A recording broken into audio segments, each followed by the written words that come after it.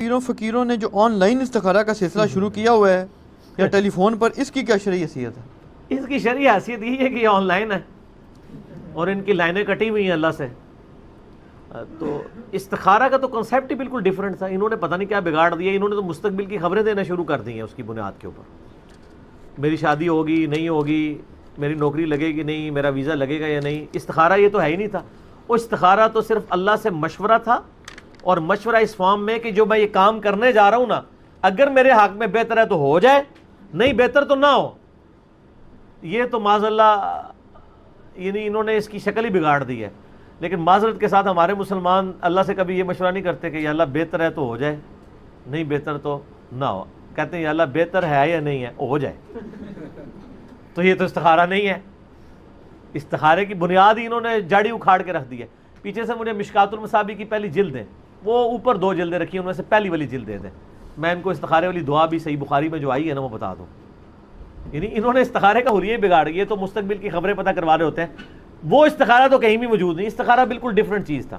صحیح بخاری میں حدیث ہے، جابر بن عبداللہ رضی اللہ تعالیٰ عنہ باقی اصحاب کہتے ہیں کہ اللہ کے محبوب صلی اللہ علیہ وآلہ وسلم ہمیں دعائے استخارہ اس طرح تعلیم کیا کرتے تھے جس طرح قرآن کی آیات. آپ اندازہ لگا لیں. اور ہمیں ہر اپنے دنیاوی معاملے میں مشورے کی طرف آپ علیہ السلام استخارے کی ترغیب دلایا کرتے تھے. اچھا آپ یہ دیکھیں کہ اس کا تعلق دنیا کی چیزوں کے ساتھ ہے. میں دعا بھی آپ کو پڑھ کے بتا دوں گا، دین کے ساتھ نہیں ہے. کوئی شخص یہ نہیں استخارہ کر سکتا کہ میں استخارہ کروں کہ سنی ٹھیک ہے یا شیعہ.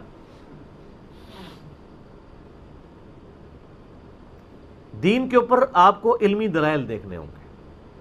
بعض لوگ اس طرح کے استخارے بھی کر رہے ہوتے ہیں، اور ماشاءاللہ بریلوی استخارہ کرتے ہیں تو دیوبندی غلط نکلتے ہیں، دیوبندی استخارہ کرتے ہیں بریلوی غلط نکلتے ہیں.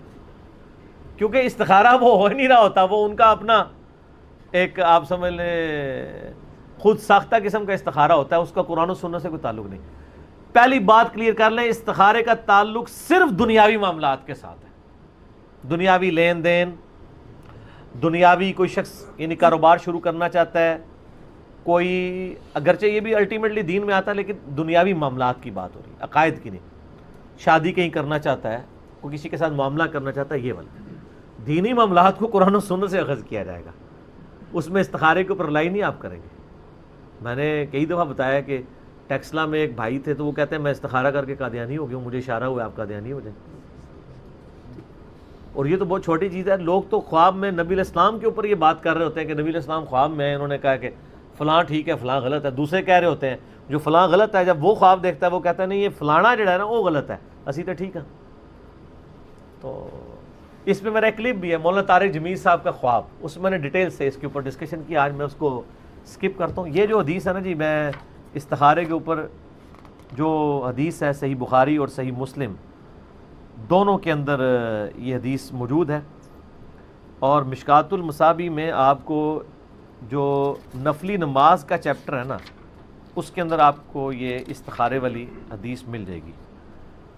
یہ انٹرنیشنل نمبر کے مطابق مشکات میں اس کا نمبر ہے 1313 1313.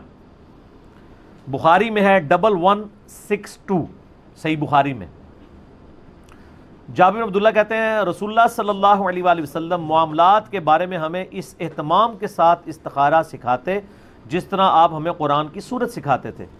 آپ صلی اللہ علیہ وآلہ وسلم فرماتے تھے جب تم میں سے کوئی کسی کام کا ارادہ کرے تو فرض کے علاوہ 2 رکعت نفل پڑھے، یعنی عشاء کی نماز کے بعد 2 نفل پڑھ لے یا جس وقت بھی، آسانی ہے.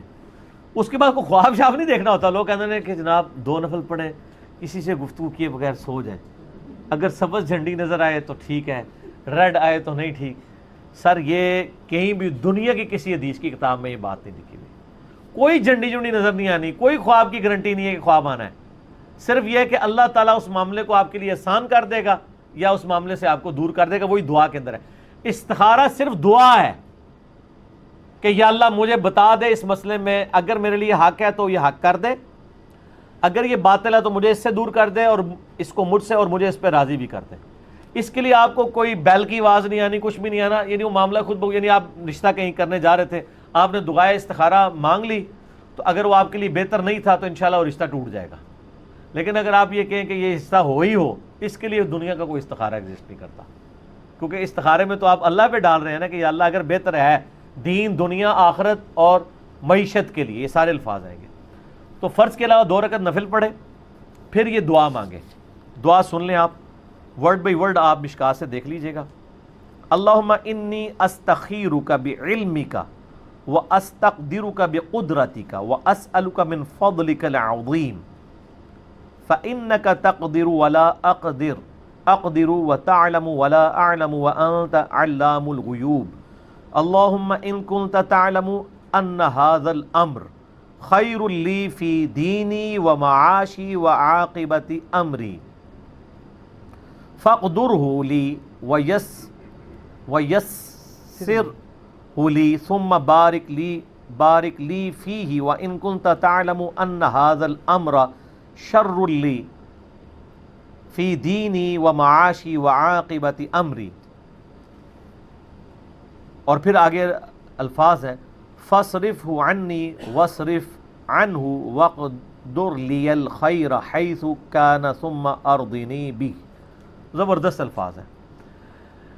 اے اللہ تعالیٰ، میں تجھ سے تیرے علم کی مدد سے خیر مانگتا ہوں، تجھ سے تیری قدرت کے ذریعے قدرت مانگتا ہوں، اور میں تجھ سے تیرا فضل عظیم مانگتا ہوں۔ بے شک تو ہر چیز پر قادر ہے اور میں کسی چیز پر قادر نہیں، تو جانتا ہے جبکہ میں کچھ بھی نہیں جانتا، اور تو تمام پوشیدہ چیزوں کا جاننے والا ہے۔ اے اللہ، اگر تو جانتا ہے کہ یہ کام جس کے لیے میں استخارہ کر رہا ہوں میرے لیے دین، میری زندگی اور میرے انجام کار یا میری آخرت کے لیے بہتر ہے، تو اسے میرے لیے مقدر کر، آسان کر، اور پھر اس میں میرے لیے برکت بھی پیدا فرما۔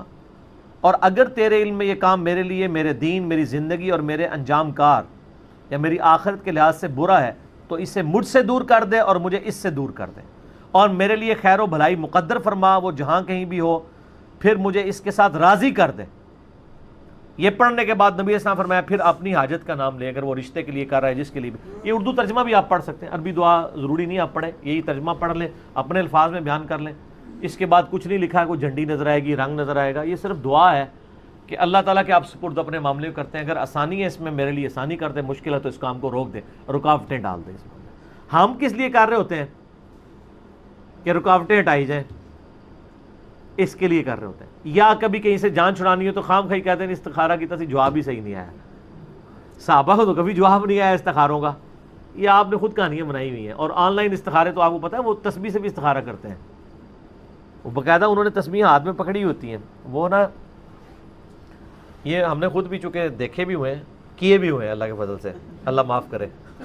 اچھا، وہ کہتے ہیں جی، وہ جو استخارہ کرنے والے وہ کہتے ہیں آپ تسبیح ہاتھ میں پکڑ لیں تو آپ اپنی وہ چیز بیان کریں، تو وہ جو بندہ استخارہ کرنے والا ہے نا، وہ اپنے ذہن میں اس کو نا سوچتا ہے، اور دوسرے سے استخارہ کرا لے، حالانکہ یہاں استخارہ آپ نے خود کرنا ہے اپنے لیے، کسی سے تو آپ کروا ہی نہیں سکتے، کیونکہ مسئلہ تو آپ کا اس میں تو سارے سیکھیں میرے لیے، میرے لیے، تیرے لیے کہ تو گزما نو گا جتنے مرضی تھا منو کے لینا دینا، میں اپنے ہی بات کروں گا۔ تو وہ پھر استخارہ جب کراتے ہیں نا، یہ جو آن لائن استخارہ ہے نا، وہ اس طرح ہی ہو رہا ہوتا ہے، وہ پیچھے بیٹھے ہوئے تسبیح پکڑے ہوئے ہوتے ہیں، وہ اگر تسبیح کہتے ہیں ایسے ہل پڑے تو اس کا مطلب ہے ہاں، اور اگر ایسے ہلے تو اس کا مطلب ہے نا۔ آپ ہنس رہے ہیں، آپ جا کے پوچھ لیں، نہیں ہلتی خود بخود ہے، وہ تو یہی کہتے ہیں خود بخود ہلتی ہے، ہل پڑتی ہے ویسے۔ اچھا پتہ کیوں؟ ظاہر ہے یہ کتنی دیر آپ سیدھا اس کو پڑھ کے رکھیں گے، ہلکا ہاتھ جنبش کھا ہی جاتا ہے نا، کہیں نہ کہیں جائے گی۔ ہاں، تو باقی ان کا تو کوئی اعتبار نہیں ہے، جو بھی ایسے کر دیں، اس کی کچھ کرنے کی ضرورت نہیں۔ میں آپ دیکھیں، میں آپ کو یہ ہاتھ ہلائے بغیر اس کو ہلا کے بتا دیتا ہوں، یہ دیکھیں، آواز ہل رہی ہے، نہیں میں ہلکی سی جنبش دے رہا ہوں، وہ آپ کو نظر نہیں آ رہی، ٹھیک ہے؟ تو وہ اس طرح استخارے ہوتے ہیں، یہ سب کا سب جو ہے نا وہ دھندا ہے پیسے کمانے کا۔ استخارہ کچھ اور چیز تھی، وہ اللہ سے دعا تھی اور مشورہ تھا۔ مشورہ یہ نہیں کہ اللہ نے جواب دینا ہے، جواب اللہ نے پریکٹیکلی دینا ہے کہ آپ کو اس کام سے دور کر دینا ہے یا وہ کام آپ کے لیے آسان کر دینا ہے، اور کوئی طریقہ نہیں ہے، ٹھیک ہوگا جی؟ لہٰذا یہ استخارے والوں سے بچیں۔